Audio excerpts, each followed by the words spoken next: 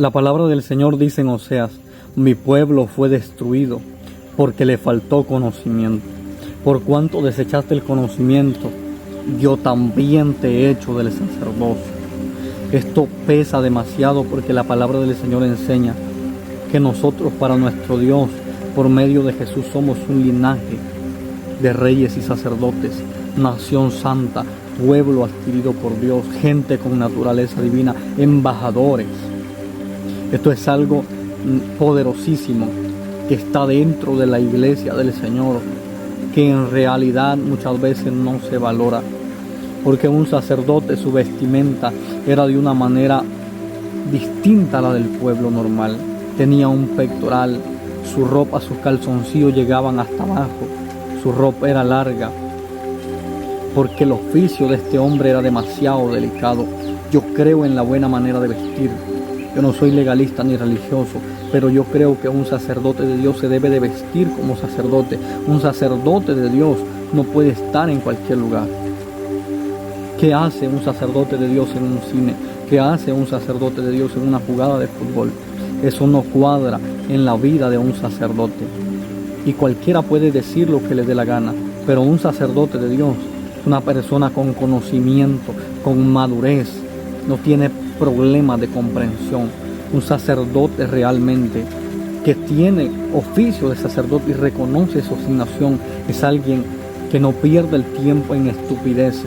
Es una persona que vive de rodillas. En el tiempo pasado hay una historia poderosa que enseña la palabra del Señor acerca de que Ana fue y estuvo orando, y Elí tenía esas 12 piedras. Dios les hablaba por esas 12 piedras a los sacerdotes, también por el Urim y por el Tumim.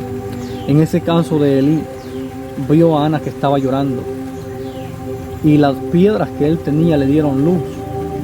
Pero Elí estaba mal en el sacerdocio, estaba arruinado y no pudo discernir la visión, la descripción de las piedras que él tenía. Entonces fue un problema y la interpretó mal. Al él interpretar mal esto, interpretó que Ana estaba borracha. Es un problema cuando el conocimiento se pierde o cuando el conocimiento aún no ha llegado. Por eso esto de sacar el veneno que Satanás metió en el hombre en el jardín del Edén, esto es importantísimo. Esto es muy importante porque la sangre de Jesús corta el vínculo que nos separaba de la presencia de Dios. Pero el ser liberados, esto pertenece a una vida seria de oración, no a personas vagabundas que no tienen tiempo para Dios, no a personas que llegan corriendo a la casa del Señor porque un día ni siquiera tuvieron tiempo por orar. No, esa gente no entiende lo que es un sacerdocio. Lo que entienden que es un sacerdocio es gente que, si es posible, tiene su calendario de búsqueda. Si es posible, tiene cuántas horas ora cada día, cuántas vigilias va a hacer, y se mete con Dios sin importar lo que sea. Dice allá en Eclesiastés que para todo hay tiempo, pero hay tiempo para todo en las personas normales. En un sacerdote no. Un sacerdote es una persona que se mueve en cuarta dimensión. Se me va el nombre de un predicador que se dice que cuando este predicador iba a ir a predicar a alguna nación, entraba con 7 ancianos a su cuarto y él aparecía al lugar donde iba a ir.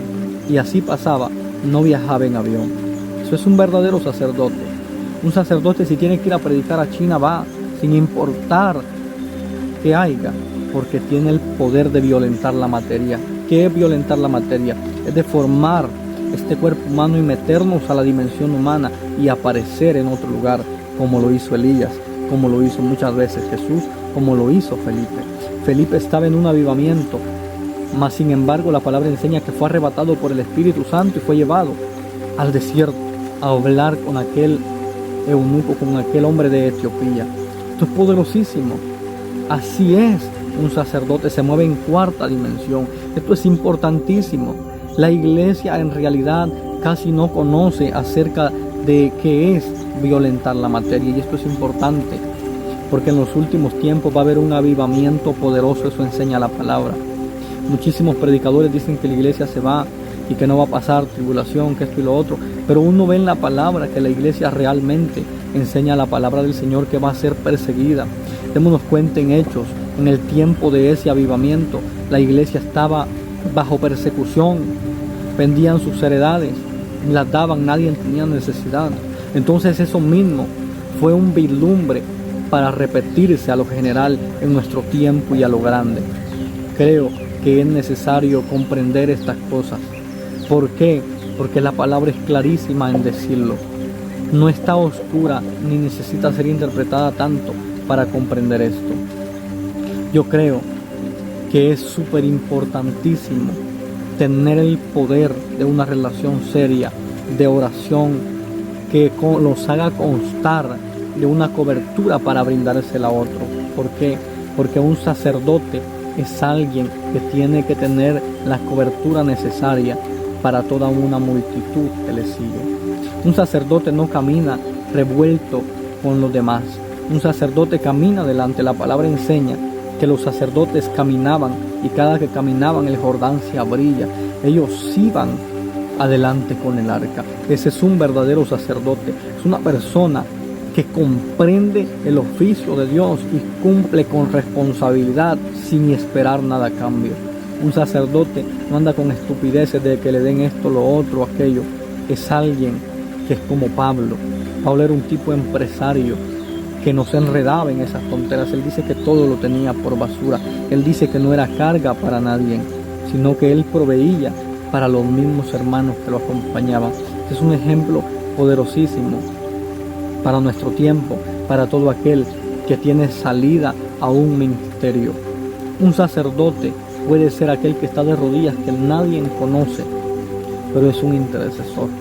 El ministerio más grande sobre el planeta entero es el ministerio de servir y el ministerio de la intercesión. Cualquiera, hasta el que nunca estudió ni fue a la escuela, puede tener acceso a este ministerio poderosísimo de la intercesión. Pero un sacerdote, cuando abre su boca para aconsejar a alguien, tiene que tener el espíritu de consejo para ser un verdadero sacerdote. ¿Por qué?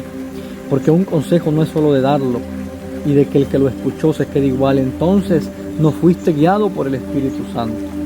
Porque mi Biblia dice que no echemos perlas a los puercos. Mi Biblia dice que no echemos perlas a los puercos. Y esto es serio, esto es poderoso, porque el que es guiado por el Espíritu de Dios, si no tiene que abrir su boca, no la abre. Y si va a dar un consejo, es una perla refinada. Y aquel que le escucha tiene que tomarle y comenzar a caminar en otro sendero, o se pierde más rápido, porque se le decreta un juicio en el mundo espiritual. Esto es más serio de lo que pensamos.